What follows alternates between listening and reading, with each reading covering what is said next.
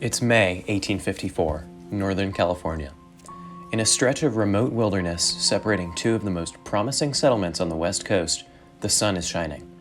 The Steller's jays are singing, the deer are grazing, and, unbeknownst to one Charlie McKiernan, the grizzlies are out foraging. McKiernan, better known as Mountain Charlie, is one of only a few settlers in this huge 100-square-mile stretch of thick redwood forest.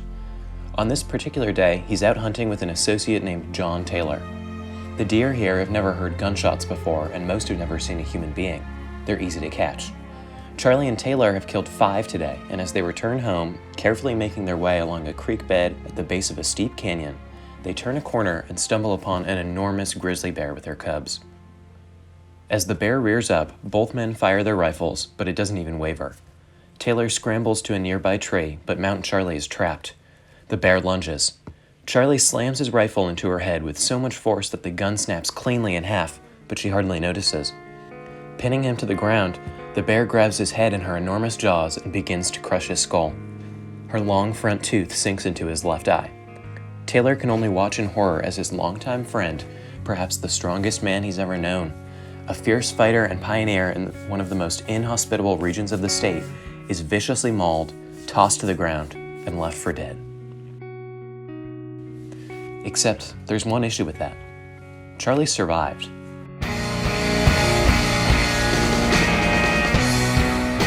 Not only did he survive, but he arguably came out stronger.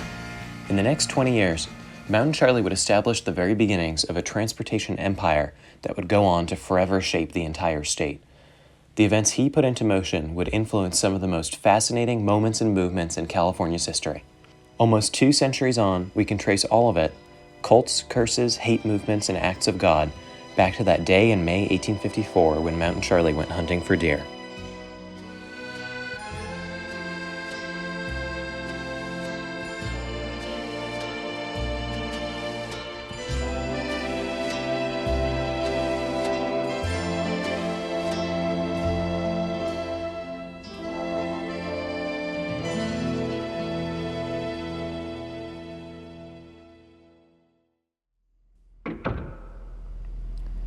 If you went to school in California like I did, there's probably a few major events that you associate with the mid-1800s.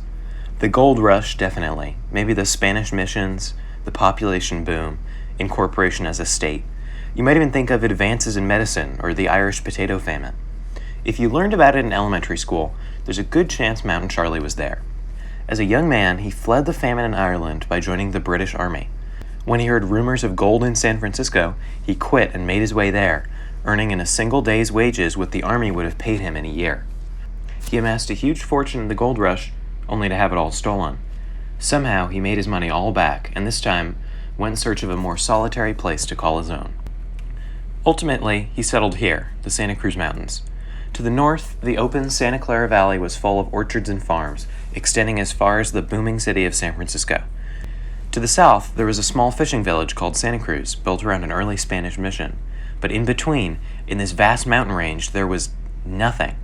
Before Charlie, the only people who had passed through here were Spanish missionaries and the Ohlone Indians, who had left behind a faint footpath.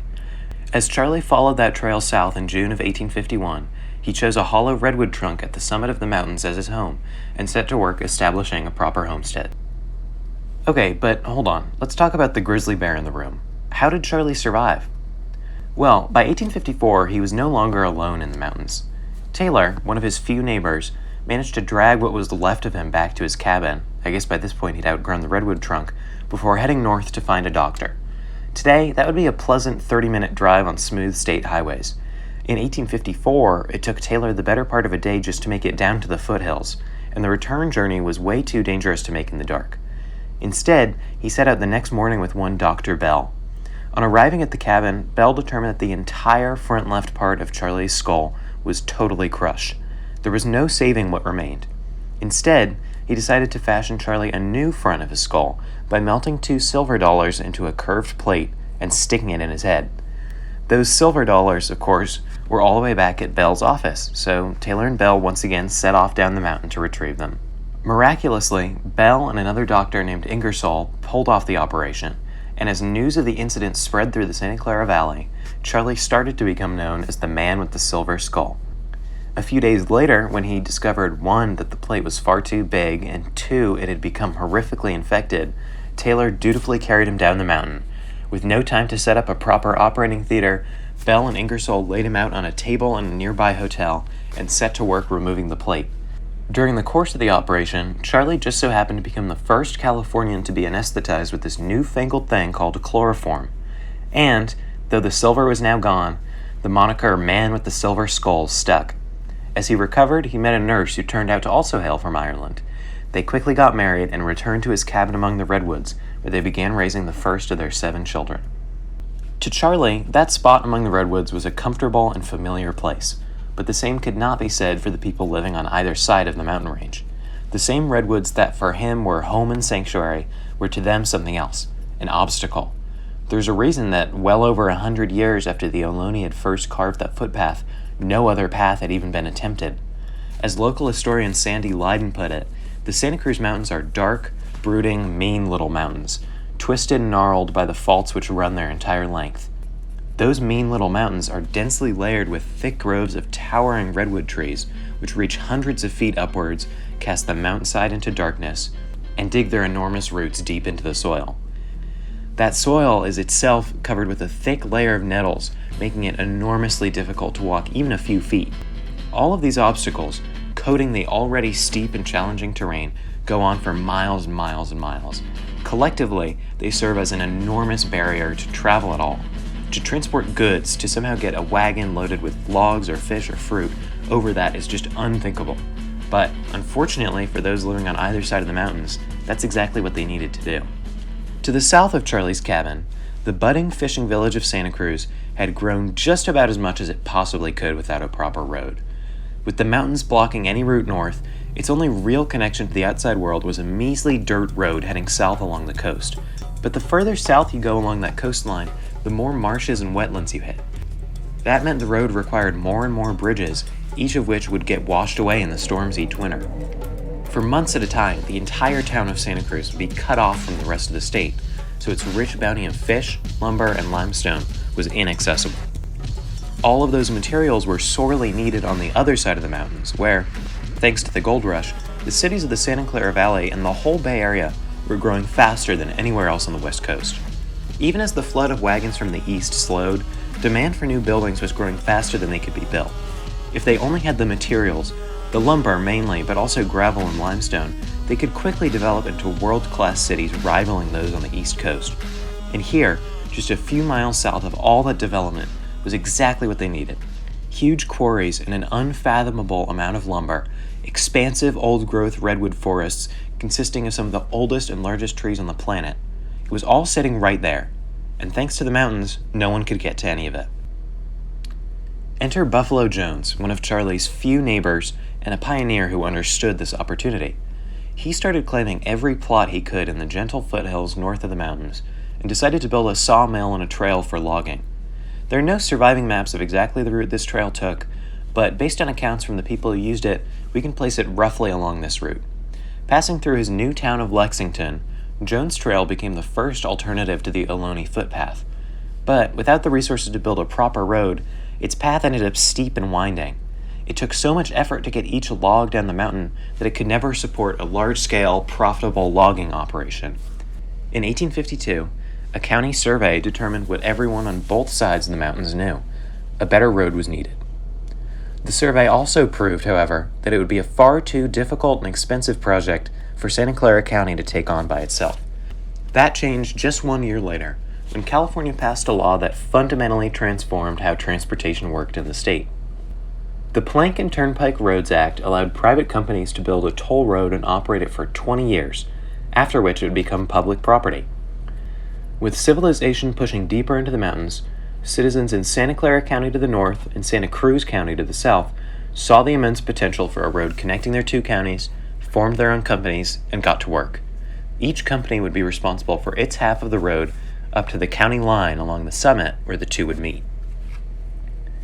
Picking the route for the Santa Clara half was fairly easy.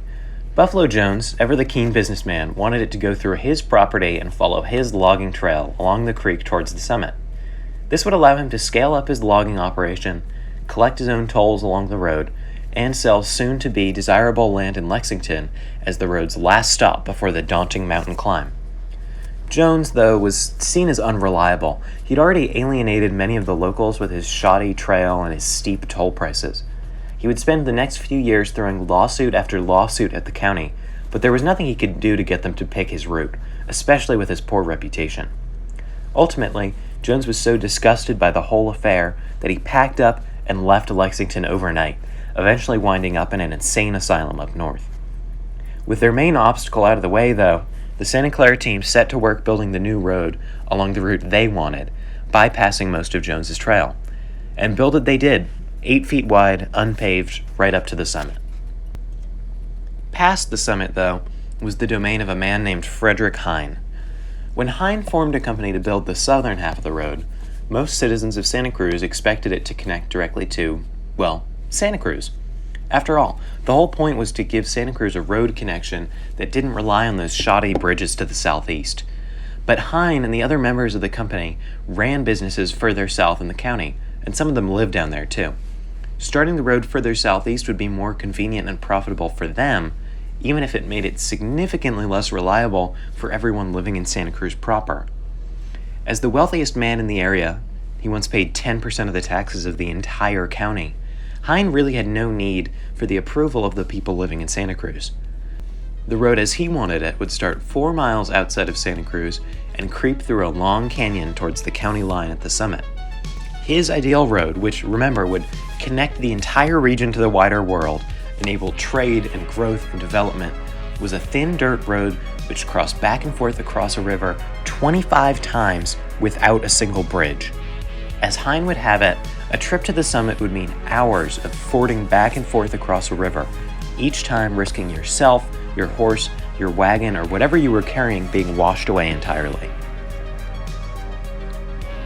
Okay, so it's a bad road, but so what? It's still a road, and it has to be better than that footpath. But here's the issue. No matter how good the first half of the road was, if this side was so inconvenient and dangerous, it would turn people off the journey. And if they didn't take the journey, they wouldn't be paying the tolls to recoup the costs of either road, let alone prove that the Santa Cruz Mountains had potential as a worthwhile investment. The whole network would only be as good as its weakest link. If Hine's Road failed to serve as a proper connection, it would drag the Santa Clara Road down with it and forever ruin the prospects of connecting Santa Cruz and the mountains to the rest of the state. Bad as this was, it seemed like there was simply nothing to be done about it. The road was backed by the most powerful people this side of the mountains. Santa Cruz County certainly couldn't afford to build anything better, and even if the more prosperous Santa Clara team had wanted to undercut their business partners, they had no jurisdiction to build an alternative road this far south. The plan for Hine's Road was carved in stone, and by 1858, it was being carved in the mountainside. There was certainly nothing that could be done to stop it, but perhaps a secondary road could be built on an alternate route. If only there was someone who knew the area, who had lived here longer than almost anyone else, who had spent the better part of a decade memorizing its every ridge and valley and buying it up acre and acre, who had explored it more thoroughly than anyone since the Ohlone people had first been forced out of the mountains by the Spanish, and who had somehow amassed enough wealth to compete with the richest people in the county. This hypothetical person would, most importantly, need to want an alternative road, would need a genuine care for the mountain community and a healthy financial interest in its success. This person would need to be brave, be committed, and refuse to simply lay down and die. You already know where this is going. Together with 2 other mountain settlers, Mountain Charlie set to work creating his own road, a proper road, right to Santa Cruz. Coming north out of downtown Santa Cruz, there was an existing county road as far as this open valley where one of Charlie's business partners lived. Past the tree line, though, it was up to them. The 3 men built 2 toll houses, one in that valley and one at the summit next to Charlie's cabin. Then they painstakingly carved a road between them all the way up the mountainside. Heading north, the road mostly stayed within Mountain Charlie's 3,000 acres of land. What you see on screen is only half of what he came to own at his peak. Like the records of the other half, where exactly Charlie's road connected to the Santa Clara Road is long forgotten. There are many conflicting accounts, but most likely they're all true. Charlie would go on to build an extensive road network on the west side of the summit, so there may have been multiple connections. But regardless of where the road ended, When the first toll was collected in 1858, it was 6 miles shorter than Hines and far safer, finally making the journey from Santa Cruz to Santa Clara possible. Regardless of which road you chose, though, that journey was still no cakewalk. The Santa Cruz Mountains are, after all, incredibly unforgiving.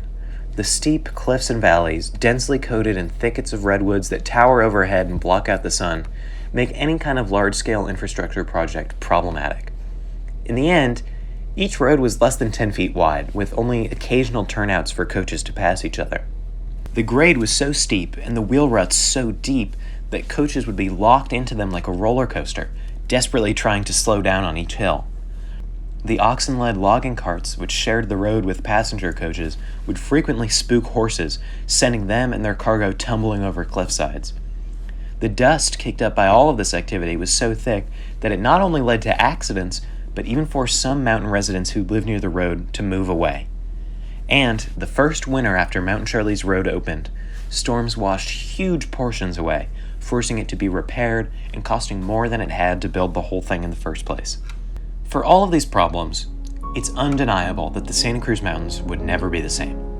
For the first time, they seemed almost accessible, not just by grizzled pioneers living out of tree stumps, but by ranchers and homesteaders from both sides of the mountain range, and by people from one side selling their goods to the other. The convergence of the 3 roads along the summit was a convenient starting point for a budding road network that allowed mountain residents to actually get around. Santa Cruz, finally, could sell its fish up north and receive tourists in exchange. Buffalo Jones, for all of his complaining, had a proper way to transport logs, and even after he moved on from Lexington, he left behind a thriving logging industry which pushed further south towards the summit. The Santa Clara Valley started to develop into an agricultural powerhouse, and as more people moved in, more and more started to think about moving into those tantalizing rolling hills among the redwoods. Building the road wasn't the end of Mountain Charlie's story. The money it raked in allowed him to open up a stagecoach company, which survived a long, vicious feud with its competitors, some of whom were funded by Frederick Hine himself. It and Charlie survived bandits, grizzlies, mountain lions, rogue circus elephants, and freak weather events. As you might expect from a guy called the Man with the Silver Skull, the remainder of Charlie's life was full of equally colorful anecdotes. But those stories don't interest me quite the same, because for them to survive, someone had to record them. Really, a lot of people had to record them, and in the process, they all invariably left things out or made mistakes or emphasized different aspects, like I did making this video. When people record history, they unconsciously impart onto it the way they want history to be remembered. But there's nothing like that with something as physical as a road. 200 years after someone built a road, it doesn't represent the way they wanted to present themselves or the parts of themselves they chose to record. There's no leaving out part of that story. In a way, it reveals the truest sense of the people who built it, the good and the bad. And despite all the landslides and rainstorms and potholes, the repavings and reroutings and all of it, that sense still exists. I can go and touch it. I can walk on it, the way you could have almost 200 years ago. I can feel it, too. It makes me wonder, what other history is laying out there in plain sight? What else is just waiting out there for us to find it? Around here, as it turns out, there's quite a bit. Mountain Charlie's road allowed the mountains to start properly developing, and once that happened, there was no turning back. Over the next 200 years, the events that he set into motion, by coming here, by settling where he did, by making it all accessible to the outside world, would permanently reshape the entire state. Next time, we'll look at the end of the stagecoach era, how it ushered in cursed burial grounds, spawned deadly towers of fire from the center of the earth, and inspired one of the most potent and long-lasting hate movements in California's history. If conmen, cults, and underwater towns are more your speed, you'll have to wait for part 3. That's also when we'll finally get to what inspired me to start this series in the first place, what all of this has left behind, and how it's shaped the region today. But, of course, you don't really need to wait for another video to find out any of that. Because out here, among the redwoods, that history lays out in the open. All we have to do is look.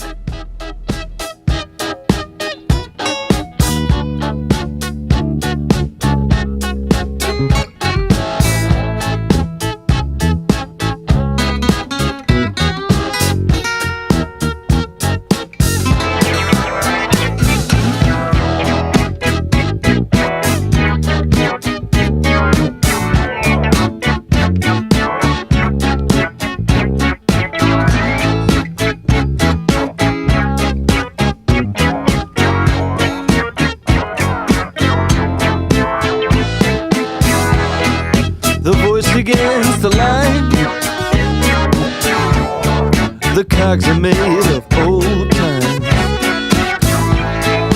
I was no citizen of any kind.